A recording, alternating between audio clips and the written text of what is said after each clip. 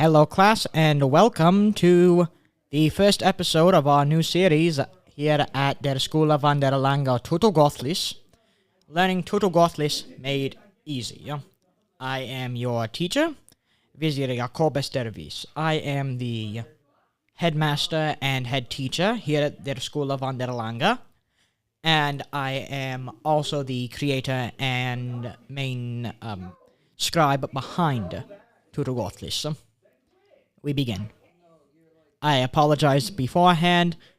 Some of my associates are in the next room making a rather loud racket. Concerning Teutogothic, what is Teutogothic? Teutogothic is a naturalistic constructed language based heavily on the now deceased Germanic languages being Middle High German and Old High German, which have evolved into modern High German, as well as Old Norse, a bit of Old Saxon, and the extinct Eastern Germanic language, Gothic. For ease of use, Teutogothic makes use of the modern Germanic syntax and basic conjugations in the ablaut system. Neither of these are important for the current lesson. A lesson plan. In this lesson, we will learn what the Teutogothic runic alphabet is, and I do recommend taking a moment with each rune to practice it, either by pausing the video or during practice time given by the instructor. The capitalized forms of each letter will be on the right of the screen, the lowercase on the left. The runes are not listed in actual order, but in the English standard arrangement for ease of learning. We begin. The first rune in the Teutogothic runic alphabet, or TRA, is Alphs. Alphs corresponds to the letter A in the Latin alphabet. It also corresponds to the Greek letter Alpha and the Furthrok rune Adsus. It also corresponds to the Asa letter of Gothic. Variants include the shortened A with circumflex, pictured here.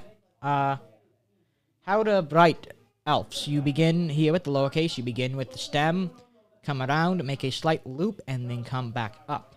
For the uppercase, you simply draw a common Latin A, but without the, the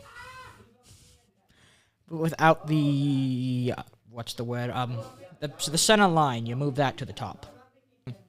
The long A is typically written like so, normally. The umlauted A, although rare, is used, and it resembles that shown on screen. Following Alphs is Bicht. That sounds really bad. Bicht corresponds to the Latin letter B and the Greek letter beta, as well as the rune Bekanen. The Bekanen rune is the direct inspiration for the Bicht rune. It also corresponds to the Bekanen rune of Gothic, which resembles this here, and was the basis of this. The Celt rune corresponds to the Latin letter C. It has no runic correspondences due to the Kaunen rune taking that position. The Celt rune has no runic correspondences due to the Kaunen rune taking that position. It appears that these have been flip-flopped. I'll have to talk to my intern about that. You can see here, this is the capital. And over here, you generally draw a drunken 3, as they say. Dagger's rune. The Dagger's rune corresponds to the Latin letter D, the Greek letter delta, and the Dagger's rune, as well as the Dag's rune of Gothic, which is the direct cousin of the lowercase, Dagger's rune. Urkt. The Urkt's rune corresponds to the Latin letter E, the Epsilon letter in Greek, the Ehewaz rune in Furthrok, and the Ayavus rune in Gothic. The capital letter form of this was designed by a good friend and hopefully student of mine, and while it does not resemble its runic counterpart, I quite like the design, so I kept it. Thank you, Eva. Epst. The Epst letter corresponds to the circumflexed E letter. Swear to God. Erne means harvest in Teutogothic and corresponds to the long E letter. Funny story.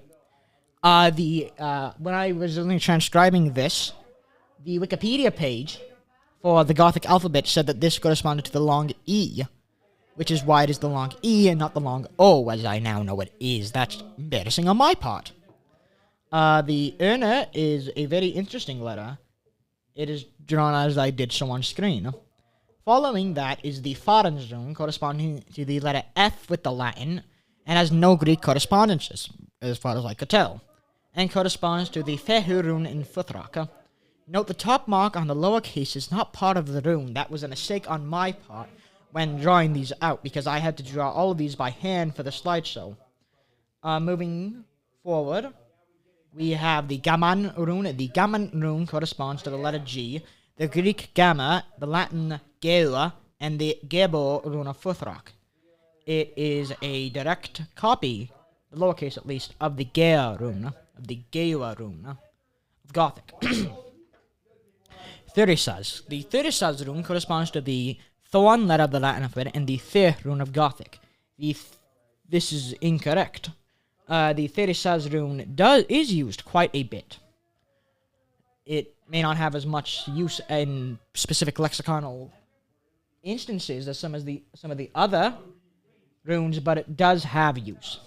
Following that is the Hagelaz rune. The Hagelaz rune corresponds to the letter H and the Hail and Hagelaz runes in Futhrak. It means hail in the constant of precipitation and should not be confused with Hegel, meaning hail or heil. Itris. The Itris rune corresponds to the Latin letter I. It was added to Teutogothic Runic due to the phonetic drift added to the alphabet by the Council of the Teutogothic Language in 1850.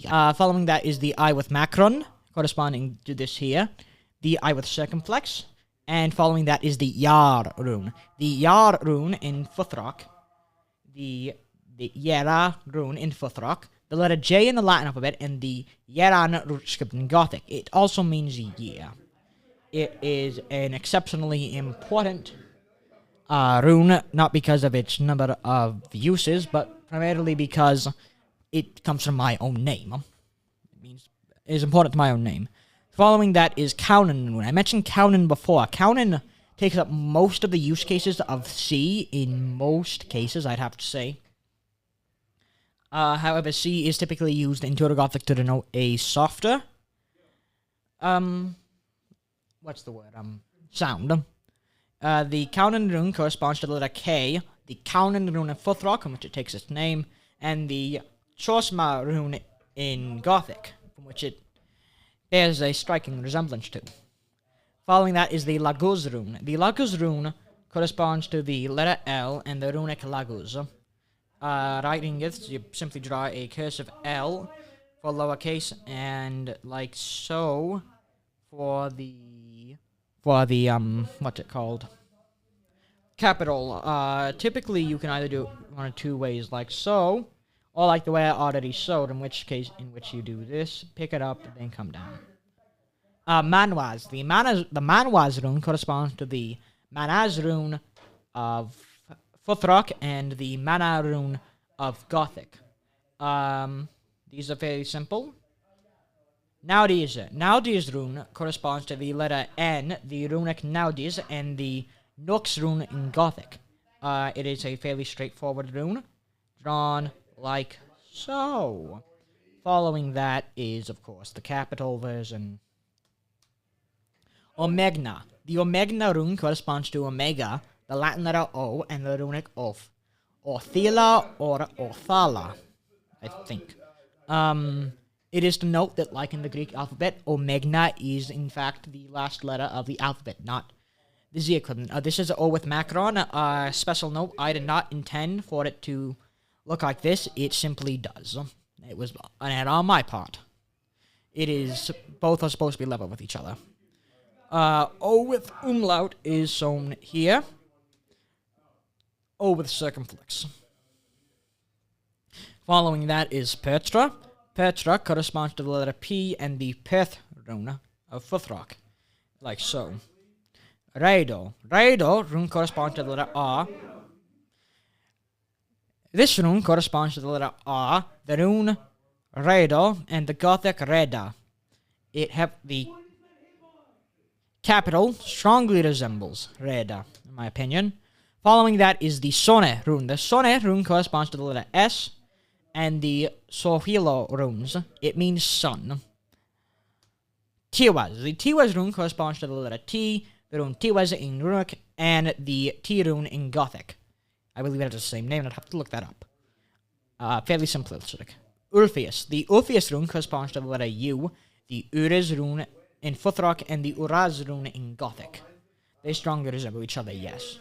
Funny thing about the Ulfius rune, it is named directly for Ulfius as a sort of homage to the original transcriber of Gothic, so all to him, yeah. Following that is the Victrix rune, corresponding to the Latin letter V. It comes directly from Victrix in Latin, meaning victory, and it also means victory here.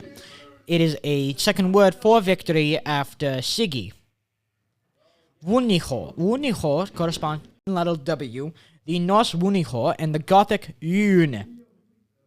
That's a word. It is a fairly unusual letter, and it is quite difficult to write. Zarkt. The Zarkt rune corresponds to the Gothic Angus and the Latin X. Following that is the Zetas rune. The Zetas rune corresponds to the letter Z, the Algiz rune in Old Norse, and the Exec character in Gothic. I believe that... Okay, so this concludes the first lesson of der Scoula der Lānga Teutogothlisch's new series, Learning Teutogothic Made Easy. I am your teacher, Wīsier Jakobus der Wīs, and I will see you all during our next episode.